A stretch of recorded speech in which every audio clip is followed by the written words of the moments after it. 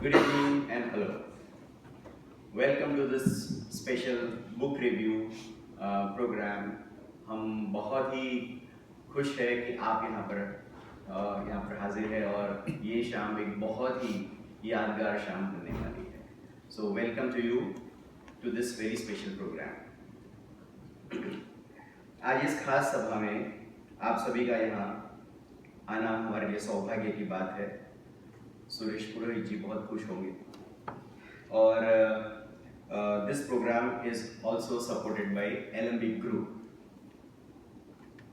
यह एक विशेष कार्यक्रम है जिसकी कल्पना हमारे सुरेश पुरोहित जी ने की थी. उन्होंने मुझसे बताया था कि उन्होंने ये किताब पढ़ी, नगमे, किस्से, बातें, यादें, और बहुत ही कुछ पन्ने पढ़ने के बाद उनको ये लगा कि बहुत ही गहरी बुक है.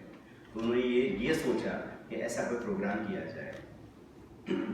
तो उनकी ये जो दो गुण हैं जो मैंने ऑब्जर्व किए हैं सुरेश पुरोहित जी ने, उनमें मैंने ये ऑब्जर्व किया है कि उनको कुछ नया करने की रुचि रहती है हमेशा, और डेफिनेटली पढ़ने की रुचि है. तो इन दो गुणों का कॉम्बिनेशन करके उन्होंने ये प्रोग्राम बनाया और आज हम देख रहे हैं कि हम ये प्रोग्राम में हाजिर हैं.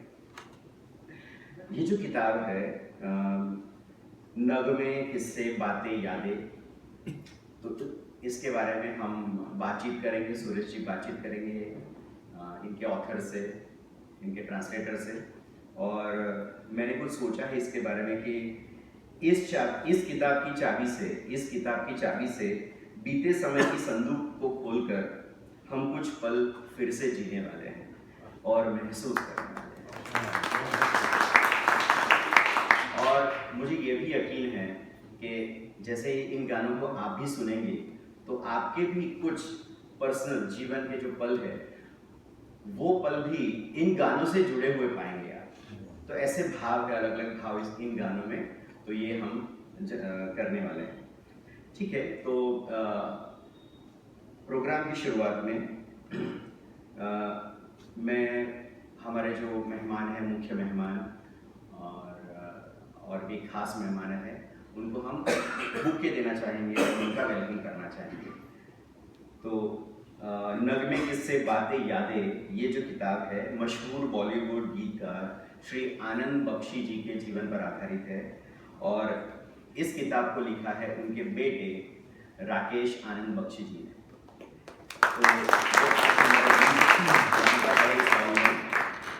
तो वडोदरा में તમારું સ્વાગત છે રાકેશ जी. जय श्री कृष्ण. तो मैं अनुरोध करूंगा श्री R.N. पंड्या जी का, जो हमारे एडिशनल कलेक्टर है वडोदरा के, वो उनको बुके देकर के उनका स्वागत करें. R.N. पंड्या सर.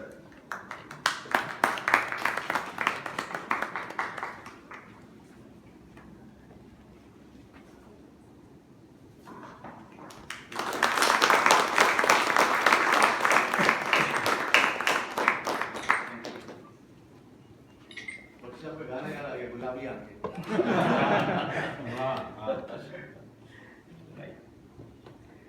ये किताब ओरिजिनली इंग्लिश में लिखी गई है और उसका ट्रांसलेशन हिंदी में किया है यूनुस खान जी ने, जो रेडियो से जुड़े हुए हैं.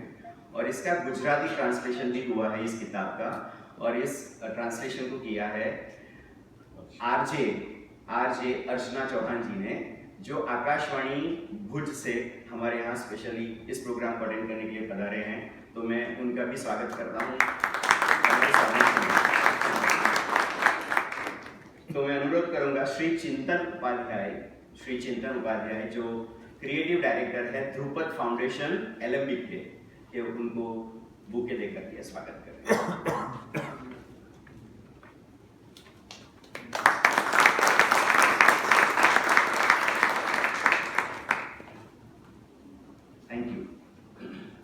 येलो कलर के फूल जो है वो बख्शी साहब के बहुत फेवरेट गाने की याद दिलाते हैं. ये शुक्र था. घर आजा परदेसी तेरा देश बुलाए. तो देखो बहुत सारी ऐसी यादें हैं, मतलब बहुत सारे गानों के साथ में हमारे जीवन के पल जुड़े हुए हैं, तो हम वो चीज़ आज महसूस करने वाले हैं. ठीक है, तो इस कार्यक्रम की जो कल्पना है, जैसे मैंने बताया, श्री सुरेश पुरोहित जी ने की है. और वडोदरा वासियों के लिए सुरेश पुरोहित कोई नया नाम नहीं है। जब भी creative thinking, innovation, startup, management या ऐसी कोई भी इनसे जुड़ी हुई चीज़ें हैं तो डेफिनेटली प्रमुख रहते हैं इन सब कामों में, और बहुत सारे यंग लोगों को वो मोटिवेट करते हैं, इंस्पायर करते हैं। अगर प्रोफेशनली देखा जाए तो वो एक इनोवेटर है और एक एंटरप्रेन्योर है। उनकी कंपनी है फार्मा कबर्ड, और उन्होंने ये संगीत म्यूजिक ऐप भी उन्हीं ने ही स्टार्ट किया है। तो फार्मा कबर्ड और संगीत म्यूजिक ऐप के वो इनोवेटर है।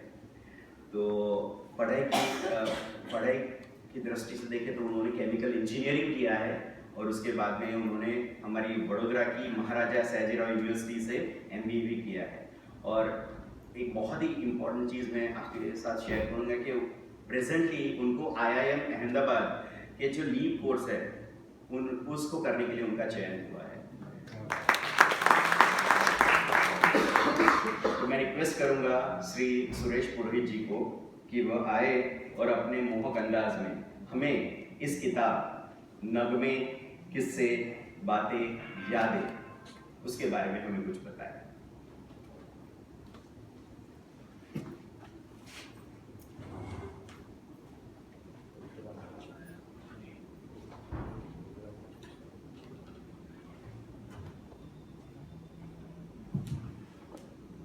धन्यवाद। ज़्यादा मेरे बारे में बोल दिया। आप सबको देख के काफ़ी खुशी हो रही है, क्योंकि शुरुआत इसकी बुक रिव्यू से हुई थी। मैंने सोचा कि 2-3 मिनट तो मुझे थोड़ा इसकी बुक के बारे में बताना चाहिए, फिर हम ऑथर के साथ कॉन्वर्जेशन करेंगे। जैसा कि राजेश जी ने बताया, ये किताब मैंने हिंदी में पढ़ी, मुझे पढ़े हुए 10-15-20 दिन हुए हैं। तो 256 पन्नों की किताब है, और राकेश आनंद बख्शी जो आए हुए उन्होंने लिखी है। काफ़ी बेहतरीन किताब है, और मेरे ख्याल से इसमें जो कंसेप्ट है वो मैनेजमेंट की भी कंसेप्ट है जो मुझे आकर्षित की है। तो हम डिस्कस करेंगे कि मैनेजमेंट के क्या कंसेप्ट है जिसकी वजह से आप अच्छे CEO, अच्छे मैनेजर भी बन सकते हैं। लाइफ की फिलोसॉफी की तो कंसेप्ट इसमें है ही। जैसे हम कहते हैं ना कि CEO या HR मैनेजर डिस्कस करते हैं कि भाई आप कोई भी पॉलिसी बनाओ, कोई भी टर्म बनाओ तो ऐसी होनी चाहिए कि जो दूर दूर तक जाए, वर्कर तक जाए, सिक्योरिटी मैन तक जाए, उनके परिवार तक जाए। तो वो उन्होंने पहले ही सीख लिया था। उनके जो गुरु थे उन्होंने बताया कि भाई सादे शब्दों का प्रयोग करो। तो इस तरीके से आनंद बख्शी जी ने सादे शब्दों का चयन किया, और वो दूर दूर तक गए। दूर दूर तक मतलब वहाँ तक वो सोच भी नहीं सकते। और मैं ऐसा कहूँ कि भारत में कोई भी व्यक्ति ऐसा नहीं है जिसने आनंद बख्शी का कोई भी गाना नहीं सुना। 4000 गाने लिखे हुए हैं। और मैं कुछ डेटा देख रहा था, जो भारत में सबसे ज़्यादा चलने वाली मूवीज जो टॉकीज में जो चली है, 2 फिल्मों के नाम आते हैं, शोले और दिलवाले दुल्हनिया ले जाएंगे। दोनों के गाने आनंद बख्शी ने लिखे। मैंने स्टाफ को बताया कि आप जरा गूगल से निकालो कि गोल्डन जुबली करने वाली फिल्में कौन सी हैं। तो उन्होंने डेटा निकाला, और फिर मैंने कहा उसमें आनंद बख्शी सर्कल करो। 40% सॉन्ग आनंद बख्शी ने लिखे। तो किताब में कार्य थोड़ा बता दूँ मैं, आप लोग भी जरूर पढ़ेंगे। इसकी गुजराती किताब तो डीमार्ट अकोटा के बाजू में जो बुक स्टॉल लगा हुआ है वहीं पे है। तो जो आज ही पढ़ना चाहते हो तो वहाँ ही जाएंगे और गुजराती ले लेंगे। बाकी के लोग फ्लिपकार्ट, अमेजोन से ऑर्डर कर देंगे। इस किताब में पूरा स्ट्रगल के बारे में लिखा गया है कि आनंद बख्शी जी ने कैसे स्ट्रगल किया। नंद भी कहलाते थे, घर में नंदू भी कहलाते थे, और फिर फिल्मी दुनिया में कैसे एंट्री ली। काफ़ी मुश्किल एंट्री होती है, काफ़ी मुश्किल होती है, मतलब आपकी आंखें नम हो जाएगी कि इतनी मुश्किल से कैसे उन्होंने ये हासिल किया। और जो गाने हैं, गाने की बहुत ही सदाबहार वर्णन किए हुए हैं राकेश जी ने दूसरे लोगों को मिल के कि कैसे गाना बना, उसकी क्या क्रिएटिविटी थी, क्या रचनात्मकता थी, तो वो भी है। और फिर काफ़ी सारे लोगों ने इसके बारे में लिखा हुआ है। तो ज़्यादा वक्त नहीं लेते हुए मैं ऑथर जो है, क्योंकि इनके बारे में बताना मतलब ये हाथी है, हाथी जितनी विशाल प्रतिभा है, और मैं एक चींटी, तो उसके बारे में डिस्क्राइब करूँ मेरे लिए भी मुनासिब नहीं है। तो मैं सीधा कॉन्वर्सेशन में जाएंगे। आइए। हाँ, सॉरी थोड़ा आप हेलो। हाँ सॉरी, मैं इनका राकेश आनंद बख्शी जी का इंटरव्यू भी देना चाहूँगा। तो आपको मतलब यू गेट दैट बैकग्राउंड कि भाई मतलब वो इसके अलावा या इस फैमिली से जुड़े तो है ही, बट और भी क्या काम करते हैं तो उसके बारे में बताना चाहूँगा। Let me read. तो श्री राकेश आनंद बख्शी जी ये किताब के लेखक है, उसके अलावा वो निर्देशक भी है। आप मतलब फिजिकल फिटनेस के भी वो बहुत ही मतलब he is very interested in that. So brisk walking, gymming, skating और साइकिलिंग भी करते हैं। सुबह में 4:30 बजे उठ जाते हैं, ऐसा मैंने कुछ वीडियोस में देखा, उनके मैंने वीडियो देखे हैं। और एक बात जो यहाँ मैं लिखी नहीं है पर बता रहा हूँ, मैं डब्बू मामा के नाम से भी जाने जाते हैं। और उनकी एक सामाजिक पहल है बाइसिकल एंजल्स, उनके वो संस्थापक है। और इसके जरिए आप विकलांग और नीडी पीपल को साइकिल और व्हीलचेयर प्रदान करते हैं, प्लस नेत्रहीन लोगों को भी वो कंप्यूटर की साक्षरता प्रदान करते हैं। तो उनकी कुछ किताबों के नाम है director diaries, the road to their first film, तो उसके बारे में डेफिनेटली शायद बात करेंगे। बट उसके बारे में ये है कि डायरेक्टर जैसे सुभाष घई जी है, तो उनकी जो पहली फिल्म है उन्होंने कैसे बनाई, तो उसके बारे में उन्होंने इसमें लिखा है। डायरेक्टर डायरीज 2 भी आई है, आजकल वो 2.0 का जमाना है, तो ये भी शायद ऐसा ही है 2.0। तो conversations with film makers and that path to film making.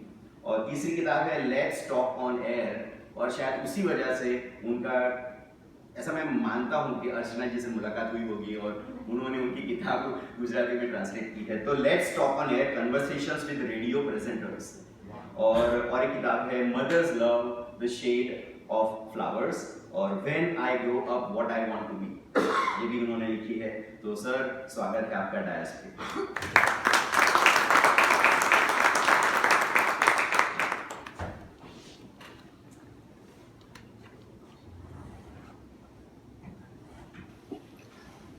So ऐसा लग रहा है come to a grand jury and I have to pass judgment. I have to feel the table and everything is making me feel like I'm in a position of great power over here. You have been.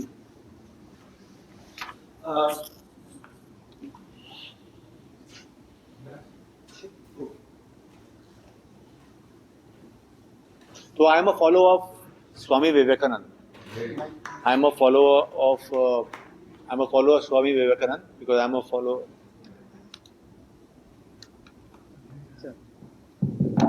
So I am a follower of Swami Vivekananda because I am a follower of Advaita Vedanta. I was so happy to hear that when Swami Vivekananda was asked in his journey across Bharat, okay, which are your favorite people you have met in cities and towns culturally who have kept Sanatan Dharam awake, alive, and so Baroda was one of them, Kenyan Baroda, and the king of Baroda, Gaikwad Sahib. So it was very nice that for Swami Vivekananda to say something like that is a very big, बहुत बड़ी बात है. It's a evolved soul. मेरे ख्याल से वडोदरा वासी को भी इस बात का गर्व होगा कि वडोदरा को कला नगरी और सांस्कृतिक जो नगरी कहते हैं। तो 1916 में जो भारत की पहली जो म्यूजिक की जो कॉन्फ्रेंस है वो वडोदरा में हुई थी। सूरसागर एक लेक है, तो वहाँ पे भारत की पहली म्यूजिक की जो कॉन्फ्रेंस है वो वडोदरा में हुई थी।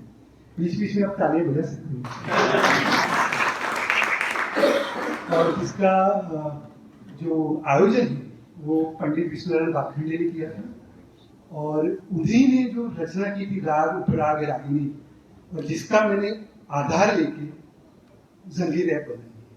तो उनका वो जो पर्पज है कि जो हर गाने का राग होता है, मैं थोड़ा बता देता हूँ क्योंकि बाद में जब कॉन्वर्सेशन होगा तो उसमें हम जो आनंद बख्शी जी गाने लिखे उसमें उन्होंने पहाड़ी भैरवी राग के गाने लिखे सबसे ज़्यादा, और भैरवी राग ज़्यादातर मॉर्निंग में होता है, सुबह का प्रथम प्रहर 6 से 9। उन्होंने नट भैरवी में भी लिखे, मेरे ख्याल से तकरीबन 800 गाने, वो भी मॉर्निंग में होता है। खमाल में उन्होंने काफ़ी गाने लिखे जो इवनिंग में होता है 6 से 9 रात को। उन्होंने कुछ गाने लिखे काफ़ी में जो आफ्टरनून में होता है 12 से 3। उन्होंने काफ़ी गाने लिखे चारुकेसी में जो लेट मॉर्निंग में होता है 9 से 12। शिवरंगी और माज कमाल ग्रीन नाइट में होता है, और पीलू जो आफ्टरनून में होता है, बसंत मुखारी जो अर्ली मॉर्निंग। ऐसे उनके गाने की राग की भी विविधता है। तो ये जो संगीत है उसमें राग के हिसाब से गाने ऑटोमेटिक आपको लिखेंगे, गूगल प्ले स्टोर पर अवेलेबल है। इससे ज़्यादा मुझे संगीत के बारे में भी बताने तो एक और बात है, मुझे याद है कि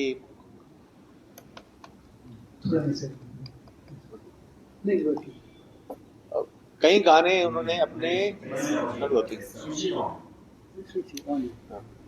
उन्होंने कई गाने, वो कहते थे कि कभी कभी मैं कहानी सुनता हूँ, सिचुएशन सुनता हूँ, तो मैं आंख बंद करके उस इमोशन को फील करता हूँ, और वो इमोशन को फील करते हुए I can feel my heart beat. तो वो जो हार्ट बीट है उसका जो पेस होता है बीट्स पर मिनट, खैर गिनते नहीं थे, लेकिन उस पर ही वो गाने लिखते थे कि दिल क्या बोल रहा है, धक धक धक धक कर रहा है, या धक धक धक क्या कर रहा है, क्या बोल रहा है वो मुझे। तो ऐसे सुनते थे, फिर वो उसको उसी धुन को पकड़ के उसको लिखते थे। ऐसा भी लिखा जाता है गाना। तो सबसे पहले आनंद बख्शी का हम जीवन यात्रा के बारे में शुरू करते हैं। मेरे ख्याल से काफी लोग तो परिचित भी होंगे। रावलपिंडी में उनका जन्म हुआ, तब यूनाइटेड इंडिया था 1930 में जुलाई महीने में। भारत में जन्म हुआ, भारतवर्ष। और उस समय उनका जो परिवार था वो एक समृद्ध परिवार कहा जाएगा, क्योंकि उनके पिताजी और दादाजी जो थे वो पुलिस और जेल में थे। और वो जो समुदाय के थे, जो समुदाय के लोग ज़्यादातर आर्मी और मिलिट्री में जाना पसंद करते हैं। 8वीं कक्षा तक पढ़ाई की, उसके बाद नेवी में उन्होंने जॉब की। मेरे ख्याल से 2 साल काम किया 13-14 साल की उम्र में। और फिर एक ग्रुप था जो अंग्रेजों के सामने म्यूटिनी कर रहा था, तो उसमें वो बच्चे के तौर में उन्होंने म्यूटिनी में जुड़ गए। तो फिर उनको पकड़ा भी गया, उनको लगा कि बच्चा छोटा है, तो फिर वो अंग्रेज अफसर ने छोड़ दिया। और 6 साल की उम्र में ही उनका माता जी का निधन हो गया। तो ये उनको जो माता जी की जो कमी है वो उनको पूरी जीवन रही। और बात में तो मेरे ख्याल से इनको भी कहते रहते थे, जब आपने माता जी से जब भी हम अपने मम्मी से झगड़ा कौन करता है, बच्चा ही कर सकता है। पता है कि डांटनी पड़ेगी, बाप से करेगा तो 2 चाटे पड़ेंगे, जूते वो भी जूते से। तो हम लोग जब भी मम्मी से झगड़ा करते थे, डैडी बोलते थे तुम बदतमीजी करते हो अपनी माँ के साथ, क्योंकि तुम्हारी माँ जिंदा है। हमसे पूछो जिनकी माँ नहीं है कि माँ से कैसे बात की जाती है। उनको जीवन भर मेरे ख्याल से माँ की कमी खलकती रही। काफी गाने भी आप देखेंगे जो माँ के ऊपर उन्होंने बेहतरीन गाने लिखे। और जो दूसरे गीतकार है वो तो कहते हैं कि भारत को गीतों का मुल्क कहा, क्योंकि यहाँ पे इतने सारे गीत है, इतनी सारी भाषाएं हैं, इतनी सारी बोलियां हैं। हर प्रसंग के लिए गीत है, मृत्यु पे, जन्म पे, सगाई पे, नौकरी लगने पे, तनख्वाह होने पे, पहली तारीख पे, प्रमोशन होने पे, राखी पे, ब्रेकअप, वड़ा पाव समोसे पे भी है। हाँ, ब्रेकअप पे, बराबर, इलेक्शन पे, नेता पे, चुनाव पे, सब पे। तो यदि इनको गीतों का मुल्क भारत को कहा जाता है, पर ये सारे गीत जो दूसरे हैं वो नहीं होते और केवल आनंद बख्शी के गाने होते भारत में, तो भी भारत को गीतों का मुल्क कहना उचित है। तो इतना उनका ये योगदान रहा है। तो थोड़ा कॉन्वर्सेशन शुरू करते हैं। तो नॉर्मली क्या होता है कि कोई भी गीतकार होता है तो कहता है कि मुझे आप अच्छी जगह दे दीजिए, कोई होटल में कमरा बुक करवा लीजिए, या मैं कहीं खंडाला जाऊंगा, लोनावाला जाऊंगा, कुदरत के पास बैठूंगा। तो आप तो आपके तो घर में ही थे वो आपके पिताजी, तो ये गाने लिखने के लिए उनके प्रेफरेंसेस कैसे होते थे? वो तो अभी वो तो घर पे बैठ के बेडरूम में बैठ के ही गाने लिखते थे। और कुकर की सीटी बज रही है, पोस्टमैन आ गया, घंटी बजी है, हम लोग झगड़ा कर रहे हैं, भाई बहन सब बच्चे झगड़ा करते हैं या रो रहे हैं या कुछ भी, उनको फर्क नहीं पड़ता था, क्योंकि वो मेले में रह के भी अकेले हो सकते थे और अकेले रह के भी मेले में हो सकते थे। तो मेले में अकेला रहना और अकेले में भी मेला महसूस करना वो एक शायर और एक आर्टिस्ट कर सकता है, क्योंकि उसको जो शौक है लिखने का वो इतना स्ट्रॉन्ग है, इतना पावरफुल है, और वो अंदर से आ रहा है, वो बाहर की जरूरत नहीं है, वो अंदर की जरूरत है। It is not a material need, it is a soul need. वो आपकी रूहों की प्यास है वो। तो उसके लिए आपको कोई माहौल नहीं चाहिए होता। आप कहीं भी बैठो, वो कहते थे कि अगर तुमको लिखना आता है तुम लिख सकते हो, तुमको अगर शौक है, तुमको अगर जरूरत है लिखने की, तो तुम किधर भी बैठ के लिख सकते हो। क्योंकि तुमको शौक नहीं है, जरूरत नहीं है और आता नहीं है काम, तो तुमको इसलिए वो स्पेशल रूम चाहिए या तुमको नदी के किनारे में जाके लिखना है। आज जो आपने जब हम रूपर को मिले थे, इन्होंने 3 बातें बताई कि किसी भी प्रोफेशन में आपको आगे बढ़ना है तो 3 चीजों की जरूरत है। हाँ, वो कहते थे कि अगर तुमको लाइफ में कुछ भी बनना है, whether you want to be the best मोची और द बेस्ट सीईओ और द बेस्ट साइंटिस्ट और द बेस्ट डॉक्टर, 3 ही चीजें चाहिए होती हैं। एक ही सर कि आपको उस काम का शौक होना चाहिए। You have to love that work. Don't do it because of your daddy mummy or because of your peer group, आपके पड़ोसी, आपके दोस्त लोग. सेकेंड, आपको उस काम की जरूरत होनी चाहिए, मतलब पेट खाली होना चाहिए. पेट में 3 रोटी जाएगा तो चौथी नहीं जाती ना, तो 3 रोटी नहीं रहेगी तब वो 1 रोटी जाती है अंदर. इसीलिए तुमको जब जरूरत नहीं है तो तुम उस फील्ड में तुम आगे बढ़ ही नहीं सको. कोई भी फील्ड में तो जरूरत ही नहीं तुमको काम करने की. और तीसरा, तुमको वो काम थोड़ा सा आना चाहिए, मामूली सा आना चाहिए, क्योंकि वो काम अगर मामूली भी आता है तो तुम शुरुआत कर सकते हो, और जैसे तुम वो काम करते जाओगे तुम सीखते जाओगे. तो तुमको जरूरी नहीं है कि तुम master, don't begin from master degree, you earn the master degree, start from KG, but you should be wanting to be in KG.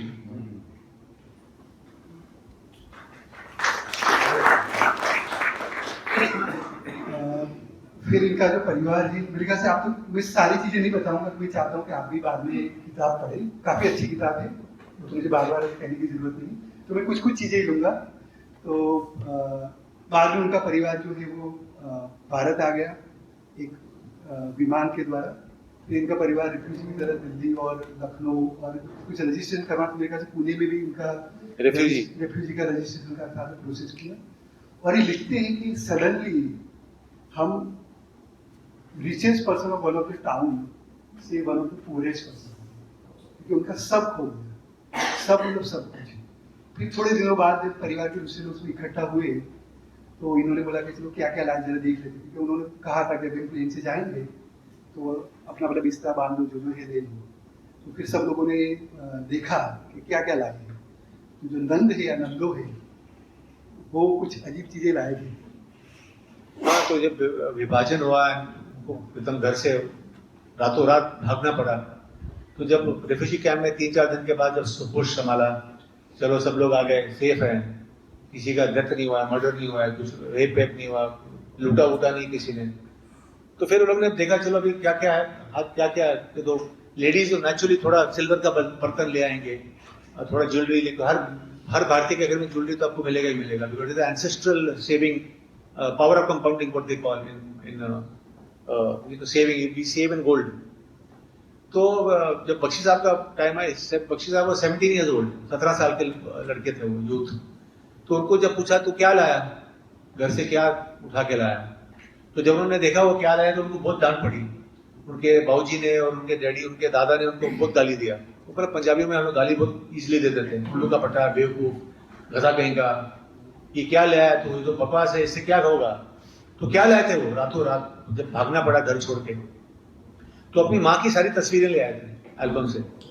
तो उनको पूछा थी, तो इसे कि बाबूजी हम लोग पैसे काम करके पैसे कमा लेंगे, लेकिन अगर ये पीछे रह जाता तो ये कहाँ से लाएंगे पैसे. तो मेहनत करके काम करके आ जाते हैं पैसे, लेकिन माँ की तस्वीर रहेगी. क्योंकि क्या, एक बच्चे, एक ह्यूमन बीइंग को ना 5 साल की उम्र से ही मेमोरी शुरू होती है, बाय एंड लार्ज.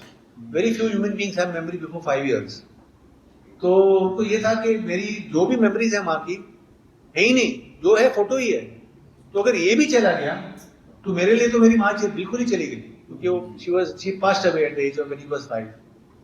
तो इसलिए मैं कहता हूँ कि ऐसा ही इंसान गाना लिख सकता है. तू कितनी अच्छी है, तू कितनी भोली है, तू कितनी प्यारी है, ओ माँ. You cannot write the song unless you do the mantra. You cannot write a song like चिट्ठी ना कोई संदेश, जाने वो कौन सा देश कहाँ, unless you lose somebody, unless you lose your मिट्टी, आपकी धरती, आपका ancestral home. वही आज इंसान लिख सकता है या पेंट कर सकता है.